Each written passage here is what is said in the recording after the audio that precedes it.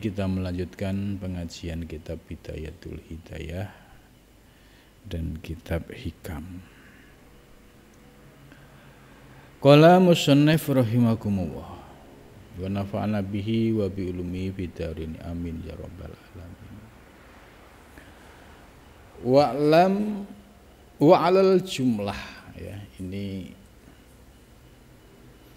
kesimpulan dari penjelasan sebelumnya terkait kenapa kita harus menjaga seluruh anggota badan kita dari segala kemaksiatan.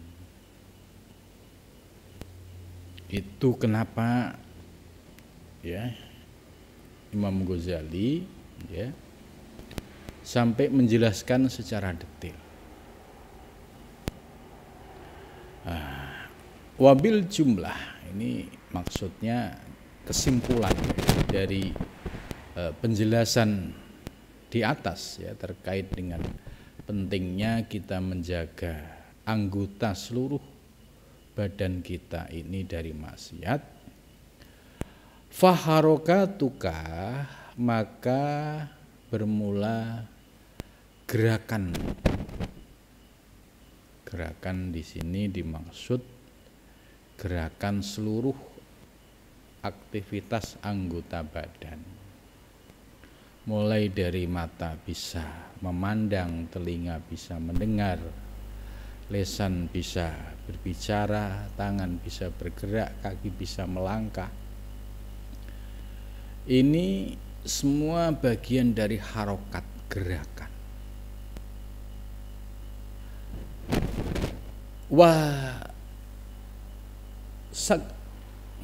Wasakanatika, dan diammu.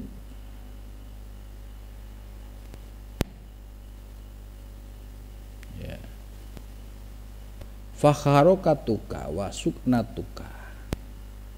Jadi gerakanmu dan diammu, ya, diam, bi'a'dho'ika, dengan seluruh anggota badanmu,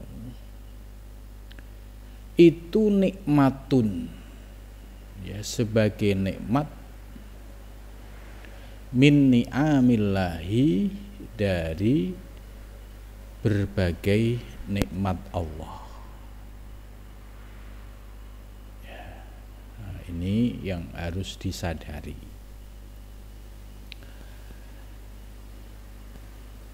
Banyak orang yang tidak sadar, ya, bahwa seluruh gerakan aktivitas anggota tubuh kita itu sebagai nikmatun min ni'amillah. Ini hanya bisa dirasakan oleh orang yang sudah memiliki kesadaran, sehingga bisa bersyukur atas nikmat Allah tentang segala anugerah kesehatan yang dirasakan, ya, sebagai nikmat Allah yang diberikan kepada kita, sehingga banyak bersyukurnya. Berbeda dengan orang yang hatinya sedang terhijab, hatinya sedang ditutup oleh Allah, diberikan sehat walafiat, ya, seluruh anggota badannya normal,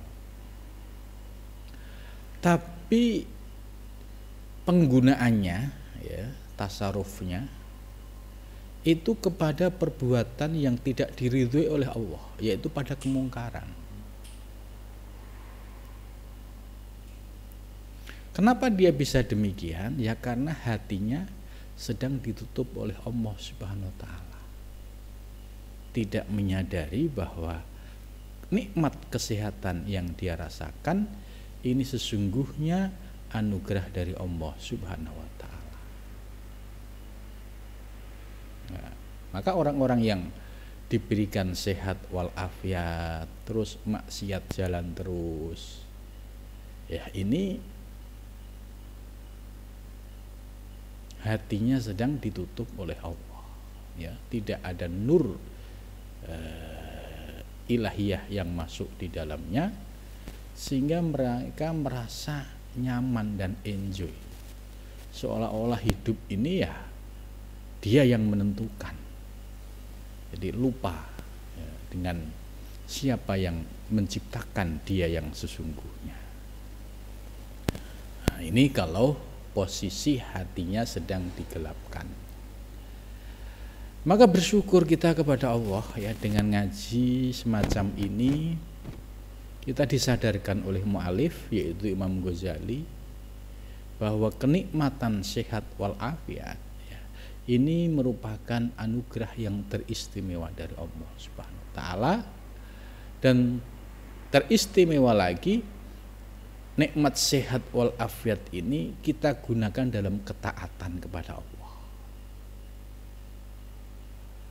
Akhirnya kita bisa bersyukur, alhamdulillah diberikan sehat walafiat ya. Bisa sholat 5 waktu, bisa zikir, bisa ngaji ya. Ini kalau tidak ada nur ilahiyah di dalam hatinya, sulit untuk bisa merasakan itu sebagai sebuah kenikmatan secara rohani. Karena tidak ada yang bergerak di alam semesta ini kecuali Allah yang menggerakkan. Namun yang memiliki kesadaran demikian ya sangat sedikit sekali. Ya mayoritas ya mereka dalam keadaan ghafilun, lalai dari nikmat-nikmat Allah. Itu. Kenapa ghafilun? Kenapa lalai? Ya karena mereka tidak mau mendekati sumber-sumber cahaya ilahiyah. Tidak mau datang ke majelis taklim, tidak mau datang ke tempat-tempat pengajian supaya hatinya ya dapat tetesan nasihat, dapat tetesan cahaya ilahiyah. Sehingga yang hatinya sebenarnya sudah mulai redup, dengan hadir di majelis kemudian menjadi terang kembali. Akhirnya tambah ilmu, tambah wawasan, tambah pengamalan, dan tambah lebih baik dari sebelumnya. Ini Imam Ghazali cukup menyadarkan ya, supaya kita bersyukur banget atas anugerah sehat ini. Karena sehat ini anugerah dari Allah, jangan sekali-sekali digunakan untuk kemaksiatan. Itu. Alaika ya min ni'amillah, atas nikmat Allah Ta'ala, alaika atasmu, fala tataharrak, maka jangan kamu bergerak syai'an sedikit pun ya, minha dari a'dha'ika. Jadi jangan sampai Anda ya melangkah atau bergerak sedikit pun ya fi maksiatillah ya, dalam maksiat kepada Allah Subhanahu wa taala. Jangan sampai tataharrak, bergerak, kaki melangkah, tangan ya melangkah, tangan menulis ya. Kalau zaman sekarang tangan memencet ya. Ini harus ya diperhitungkan, jangan sampai jatuh kepada kemaksiatan. Aslan ya, aslan itu ya sama sekali fi maksiatillah, dalam maksiat Allah, aslan itu sama sekali. Jangan sampai ya langkah kaki kita, gerakan tangan kita digunakan untuk kemaksiatan. Wastakmalha, dan gunakanlah seluruh anggota badanmu fi taatillah, dalam ketaatan kepada Allah. Itu. Nah, ini Imam Ghazali menjelaskan ya supaya kita bisa produktif ya secara baik ya, maka gunakanlah dalam ketaatan kepada Allah, karena akan menjadi nilai pahala. Gitu. Kita keluar dari rumah, ya, misalnya kita mau kuliah mencari ilmu, itu sudah man salaka thoriqan yaltamisu bihi ilman, ya, sahalallahu thoriqan ilal jannah. Jalannya dari rumah sampai ke kampus, sampai ke sekolah, itu sudah menjadi jalan menuju surga. Ini artinya dalam ketaatan kepada Allah. Tapi kalau ada orang jalan keluar dari rumah bertujuan ke tempat maksiat, itu mulai dari langkah pertama sampai tempat tujuan itu semua, ya, dalam posisi, ya, tidak diridhoi oleh Allah, karena dia diberikan kesehatan bukan untuk melaksanakan ketaatan, tapi digunakan untuk kemaksiatan. Gitu. Begitu juga orang keluar dari rumah untuk mencari nafkah. Ya, mencari nafkah tujuannya, ya, sebagai tanggung jawab keluarga dan juga sebagai bekal ibadah. Maka langkahnya dari rumah, ya, sampai kantor, sampai balik pun itu bisa menjadi ibadah dan ketaatan kepada Allah. Itu. Nah, disinilah kita perlu menata kembali, ya, pentingnya, ya, ketika kita melangkah dari rumah, ya, harus dipikir secara jernih, apakah langkahku keluar dari rumah itu dalam ketaatan kepada Allah atau dalam kemaksiatan. Kalau dalam kemaksiatan, segera dirubah niatnya, dirubah lintasannya, dirubah tarikan hawa nafsu yang menguasai dirinya. Itu. Ini harus ada keberanian terhadap melawan lintasan negatif yang ada di dalam diri, atau keinginan-keinginan yang sudah jelas bahwa kalau dia berangkat, ya, tidak ada lain kecuali kemaksiatan, harus dilawan. Karena apa? Ini gerakan hawa nafsu. Ini gerakan yang digerakkan oleh iblis supaya kita terpleset dan jatuh, ya, dalam kemaksiatan, ya, sehingga kita akan menjadi orang yang menyesal.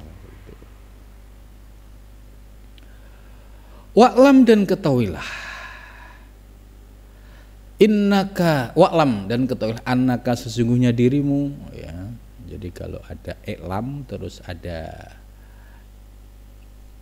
annaka, inna, ya, itu harus dibaca fathah. Annaka, sesungguhnya dirimu, in kosorta, jika kamu, ya, pepeko itu, ya, sembrono itu. Jadi wa'lam, ketahuilah, jika sesungguhnya dirimu itu sembrono dalam melangkah. Itu sudah tahu kalau datang ke tempat ini adanya hanya maksiat.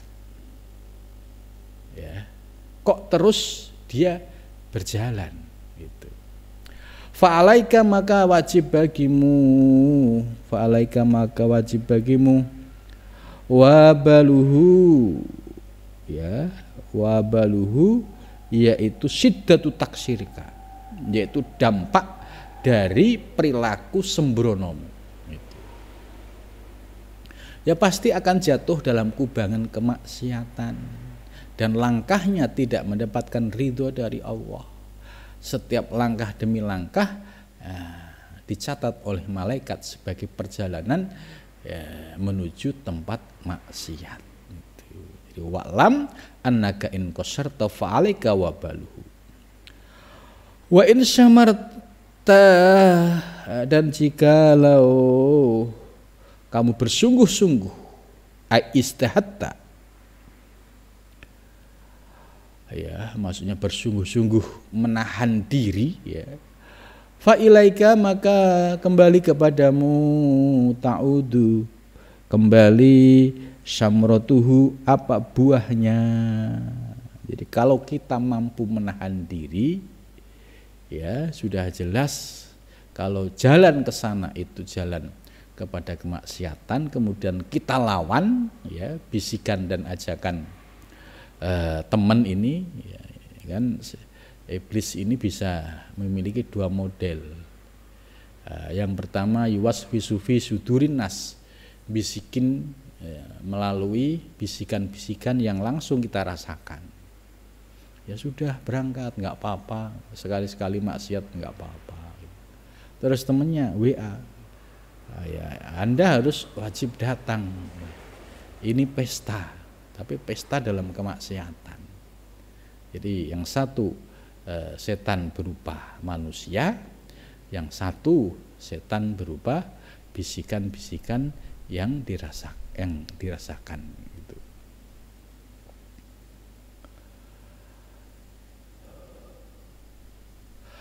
Kalau sampai bisa menahan diri, itu pasti merasakan samrohnya, buahnya. Buahnya apa?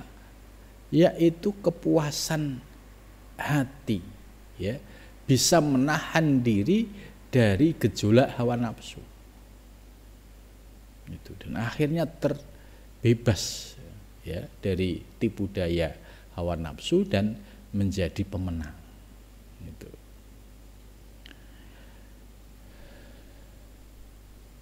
Wallahu dan bermula Allah ghaniyun itu maha kaya, ya, angka darimu. Jadi maksudnya kalau seorang hamba itu maksiat kepada Allah, itu juga tidak akan menurunkan derajatnya Allah. Itu. Maksudnya Allah itu maha kaya dari segala apa yang dilakukan oleh seorang hamba. Ya Allah membuktikan seorang hamba maksiat, Allah juga tidak turun derajat martabatnya. Kalau seorang hamba melakukan ketaatan, itu pun derajat Allah juga tidak akan naik, karena Allah sudah maha tinggi. Nah, semua itu kembali kepada manusianya. Ya. Kalau dia taat, ya Allah akan memberikan konsekuensi ketaatannya.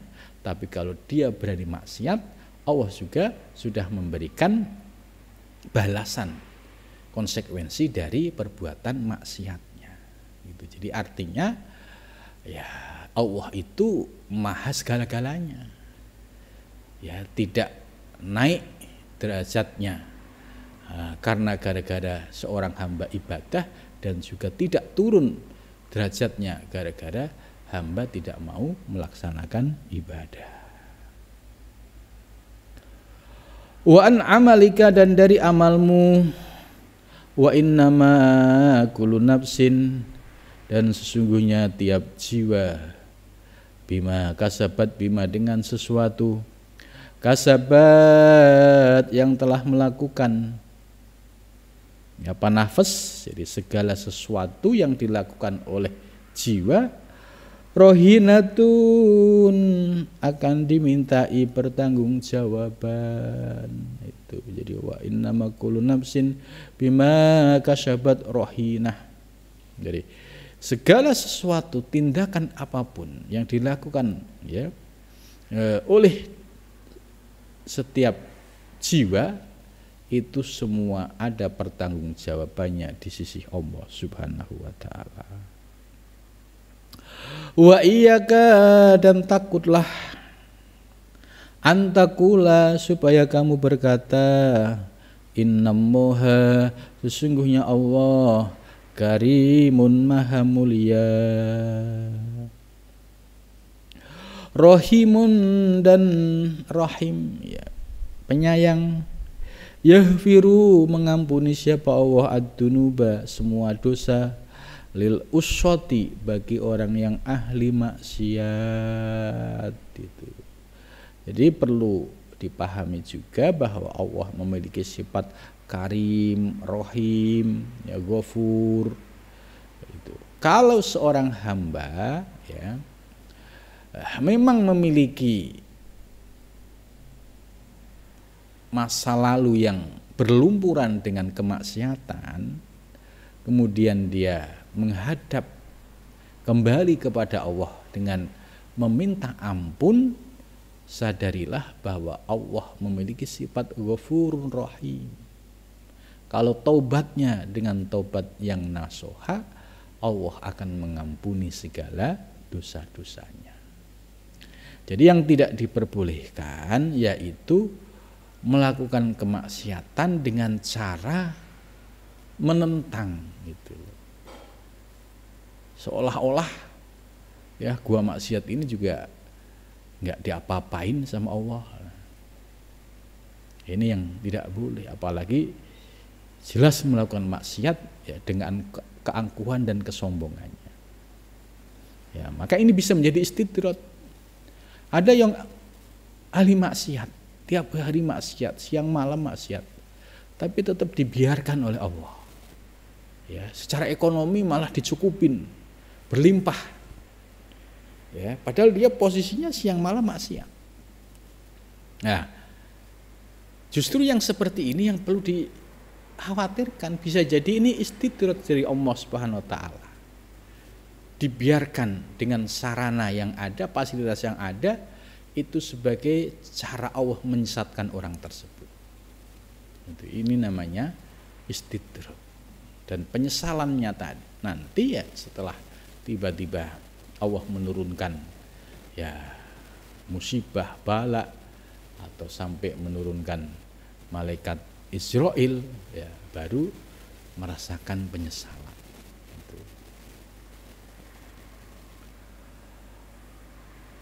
Fa inna hadhihi kalimatun haqqin, ya, maka sesungguhnya ini kalimat hak. Uridu dikehendaki biya dengan kalimat batilun batil. Jadi ada kalanya kalimat hak tapi dengan tujuan batil. Contohnya ini, maksiat nggak apa-apa, kan Allah Maha Pengampun. Ya nanti kan tobat gitu. Nah ini namanya dia menggunakan kalimat hak tapi tujuannya batal untuk melegalkan atau menjadi dasar supaya dia punya argumen untuk maksiat. Gitu. Ini nggak boleh. Gitu. Jadi ya maksiat nggak apa-apa, ya nanti kan ditobatin. Allah kan pengampun. Gitu. Nah, yang seperti ini yang tidak diperkenankan.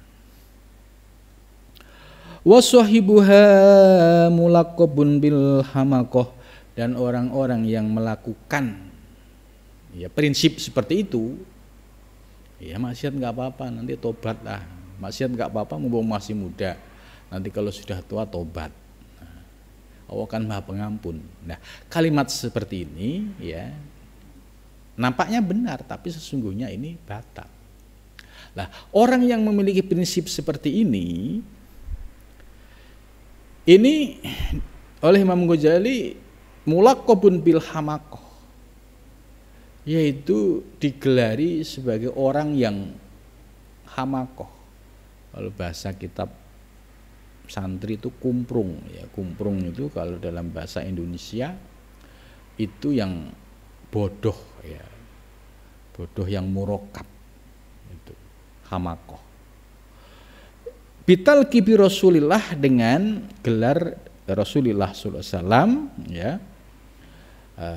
Yaitu terhadap orang-orang yang dia sengaja melakukan kemaksiatan kemudian dengan dalih Allah Maha Pengampun. Ini hamakoh, orang yang bodoh gitu ya. Hai suqala, sekiranya bersabda siapa Rasulullah Shallallahu Alaihi Wasallam, al-kaisu bermula orang yang kuat, man itu orang dana yang dapat mencegah nafsahu dirinya, ya. Wa amila, dan beramal siapa man lima karena sesuatu ba'dal mauti sesudah kematian. Ya. Jadi orang yang kuat, ya, yaitu orang yang bisa mencegah dirinya pada saat ada peluang maksiat, dia bisa menahan diri tidak melakukan maksiat. Ini yang disebut al-qaisu man dana nafsa. Ya, kalau misalnya ya dia hanya duduk manis di rumah, tidak maksiat, itu wajar biasa. Tapi ketika dia posisi berada di zona kemaksiatan, tapi bisa melawan, menahan diri tidak ikut maksiat, ini yang istimewa. Karena dia berhasil ya mengalahkan yaitu tarikan-tarikan dari kekuatan iblis yang menyeret ya seseorang untuk melakukan kemaksiatan. Wal ahmaku, dan bermula ahmak. Ahmak itu ya bodoh, atau orang bahasa pesantrennya kumprung ya, ahmak. Itu man, orang atba'a yang mengikuti siapa? Man nafsahu, hawa nafsunya.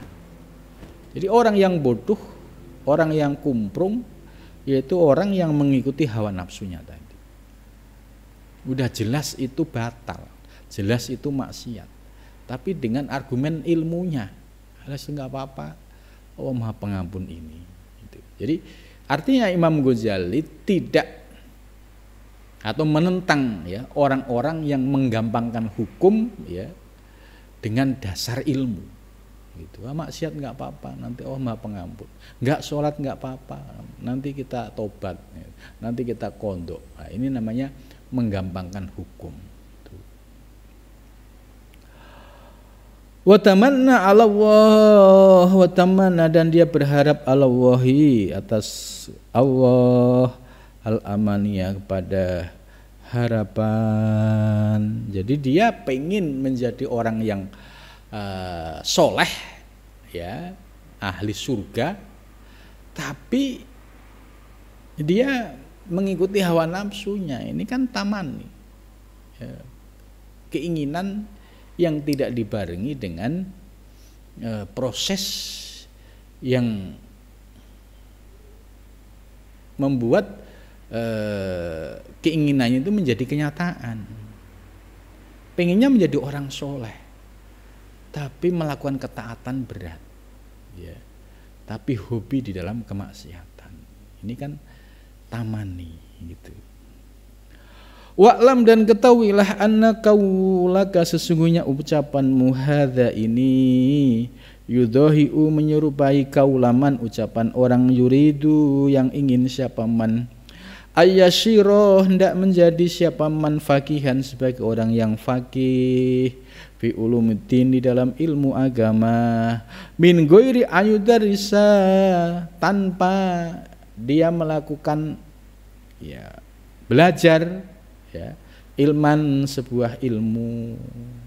Ini jadi persis seperti orang yang mimpi menjadi orang yang faqihan, ahli dalam bidang agama, ya menguasai nahwu shorob, menguasai usul fiqh, menguasai ilmu balaghah, ilmu mantek, ya, ilmu hadis, ilmu Al-Quran, gitu. Dan semua pendapat ulama-ulama ahli fikih ya, dalam lintas madhab itu pengen menjadi seperti itu, tapi ngaji ora gelem, deres ya, nggak mau. Gitu. Ini Imam Ghazali memberikan perumpamaan seperti itu. Ada orang pengen dirinya menjadi faqih dalam ilmu agama, tapi tanpa mau belajar ilmu. Ya, hayhata, ya, jauh banget. Gitu. Ini yang disebut tamani. Tamani itu ya keinginan tanpa dibarengi dengan ikhtiar dan usaha. Itu ya impossible, mustahil. Gitu. Sama pengen ahli surga, tapi ya maksiat nggak berhenti, taubat masih entar so. Ya kapan mau mendapatkan ampunan dan rahmat dari Allah? Wastagola, dan sibuk ya bil bataloti, dengan kesia-siaan, gitu. Jadi pengen menjadi orang alim, males ngaji dan sibuk habis waktunya hanya untuk hal-hal yang sia-sia, yang nggak produktif gitu. Ini kritik Imam Ghazali ya, terhadap orang-orang yang punya mimpi tapi tidak dibarengi dengan usaha, ikhtiar dan kerja keras gitu. Waqala dan berkata innallaha karimun rahimun qadirun gitu. Ini Jabariyah ini. Ya, pengen alim males belajar. Ntar kalau Allah menghendaki saya alim ya alim. Ntar kalau Allah menghendaki saya mendapatkan laduni ya pintar sendiri. Ya, ini yang model begini ini yang termasuk tamanni.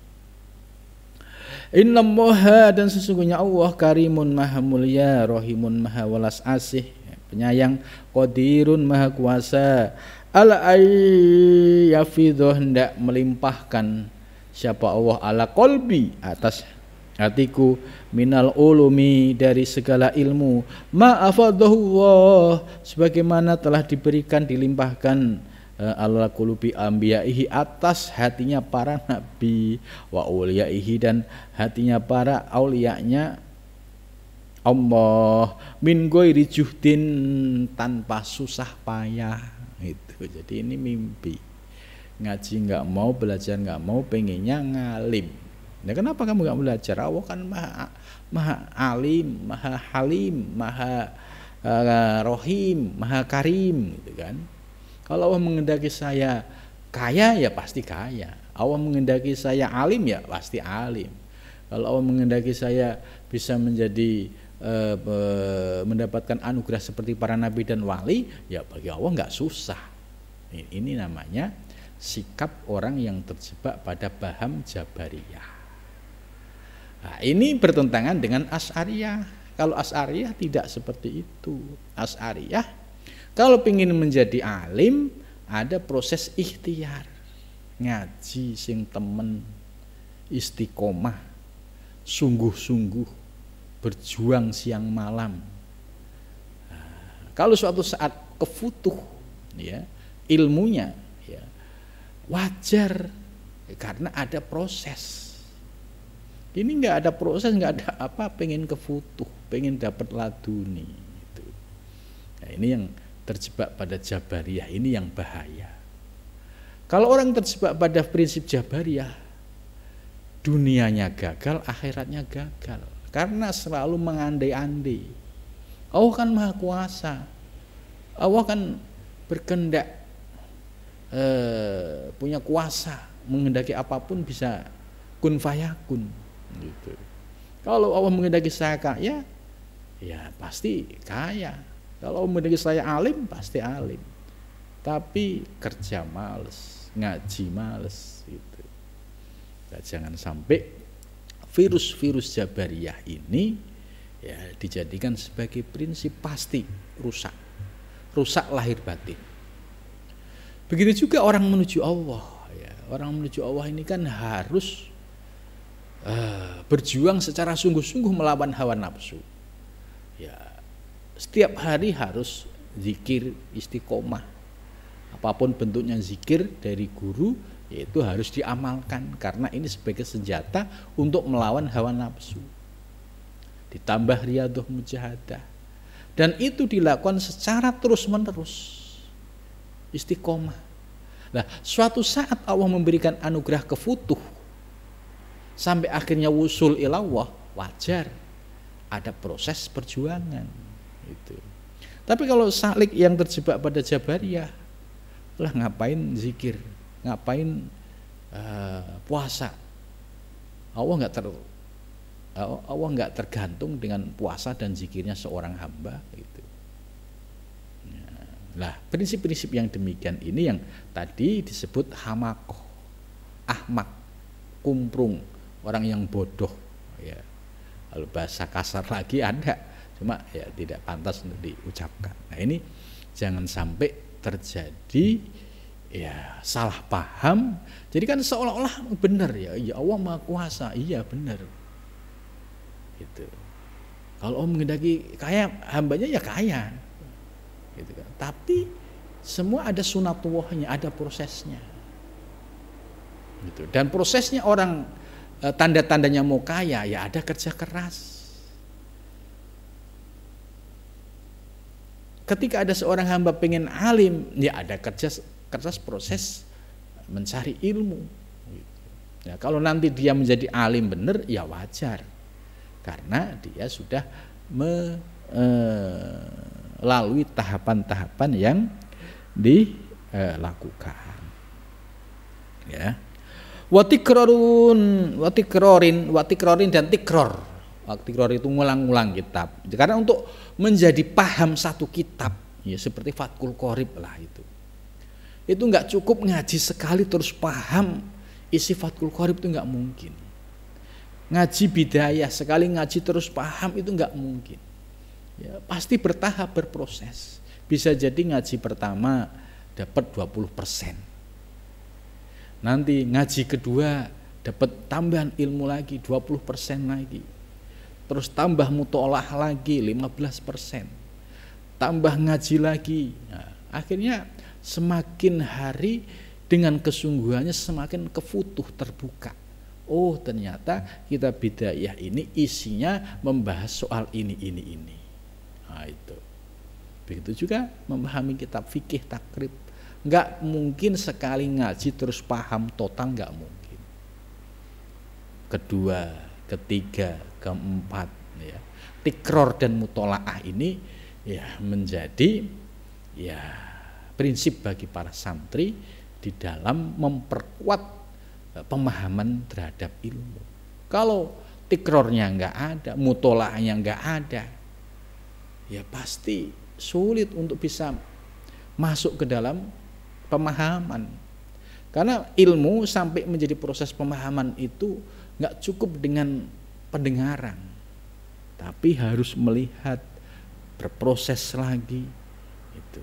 Maka kalau ada strategi ya supaya pemahamannya itu kuat, ya setelah ngaji itu ditulis ulang, coba direnungi apa yang sudah diuraikan oleh guru, kemudian coba dia bikin oret-oretan. Nah, biasanya kalau pola itu, ya itu pemahamannya akan semakin kuat. Oh, akhirnya ketemu konstruksi keilmuan. Oh, begini toh maksudnya, gitu.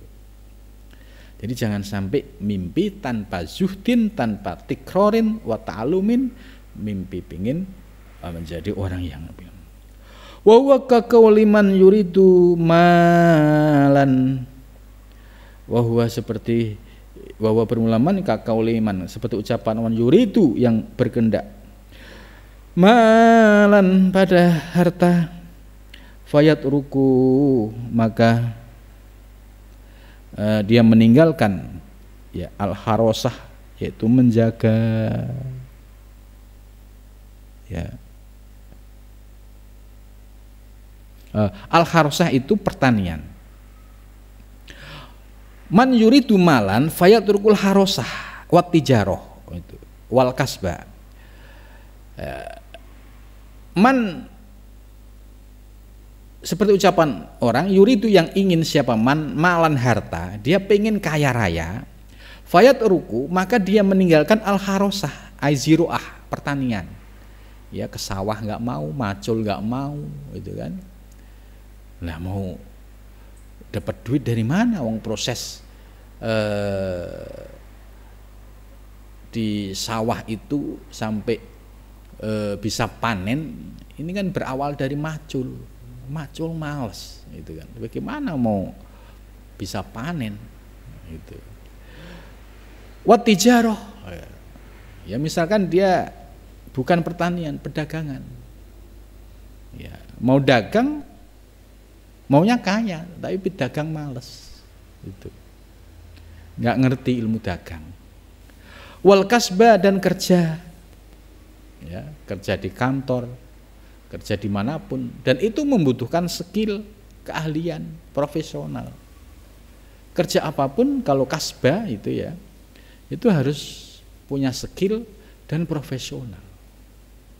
Kalau tidak punya skill dan profesional, ya mana ada perusahaan mau gaji orang yang tidak memiliki kapasitas, kemampuan mengerjakan kerjaan itu. Maka orang yang seperti ini wayata'attalu, dan dia, ya bahasa yata'attalu itu ongkang-ongkang, itu artinya dia tidak melakukan aktivitas apapun, menghayal, ya pengennya enak, udut ngopi, tanpa mau ke sawah, tanpa mau dagang, tanpa mau kerja, tapi hayalannya pengen kaya. Itu lah. Ini diibaratkan, ya ini ada syair, ya fi bahril basit, pakai bahar basit. Tarjun najata walam tasluk masalikaha inna safinata la tajri alal yabasi. Ya, saya ingat waktu mondok di Kajen dulu, ya syair ini saya tulis, ya dalam bentuk khot, saya pampang, saya taruh di kamar itu. Ya waktu itu nggak ngerti artinya, hanya seneng aja bikin tulisan kaligrafi, ya kemudian ditempel. Lama-lama setelah dihayati ternyata maknanya cukup dalam. Ya. Waktu nulis itu belum ngerti maknanya, hanya tertarik saja gitu. Ya sekarang baru memahami makna syair tersebut. Ya. Tarjun najata, tarju kamu berharap an najata, kesuksesan. Walam tasluk, dan kamu tidak, ya mengikuti jalan, ya, masalikaha, dan tidak menempuh masalikaha itu perjalanannya atau prosesnya. Kamu pengen sukses, pengen kaya, pengen alim, tapi tidak melalui prosedurnya. Nah, tadi prosedurnya, pengen alim ngaji males, pengen kaya kerja males, ke sawah males, dagang males. Ini namanya berharap sukses tapi tidak melalui sebuah prosedurnya. Nah, kemudian diingatkan innas safinata, nah, ini perumpamaan, sesungguhnya perahu la tajri, tidak mungkin bisa jalan apa safinah alal yabasi, ya, atas tanah yang kering. Jadi perahu itu nggak mungkin bisa mengarungi lautan kalau perahu itu hanya berada di tempat tanah yang kering. Ini ternyata kalimat ini, ya, menginspirasi, ya, bahwa seorang murid, seorang salik harus menjadi pejuang yang tangguh, yang kokoh, tahan banting gitu, dan tidak pernah putus asa gitu. Karena kegagalan demi kegagalan pasti terjadi, dan kegagalan itu sesungguhnya sebuah ilmu, sebuah pelajaran supaya kita tangguh dan kokoh. Karena di balik kegagalan yang kita rasakan itu ada ilmu. Oh, saya ada kekurangan ini gitu. Tapi kalau dia mentalnya melempem, ya sekali jatuh kemudian malas bangkit, ya ini ya sama kayak berharap sukses tapi kepleset dikit nggak mau bangun gitu. Nah, jadi apa yang disampaikan oleh Imam Ghazali, ya ini sangat menginspirasi atau menjadi prinsip kita, ya, untuk menghadapi kehidupan yang nyata. Ternyata pengen menjadi orang soleh, ya harus berjuang keras. Pengen menjadi orang alim harus berjuang keras. Pengen menjadi orang yang sukses dunia dan akhirat harus kerja keras. Jadi tidak ada ya taat tolu santai-santai gitu. Nah, mudah-mudahan dari penjelasan Imam Ghazali ini bisa menjadi inspirasi dan prinsip kita untuk menjadi pribadi yang lebih baik. Amin ya rabbal alamin.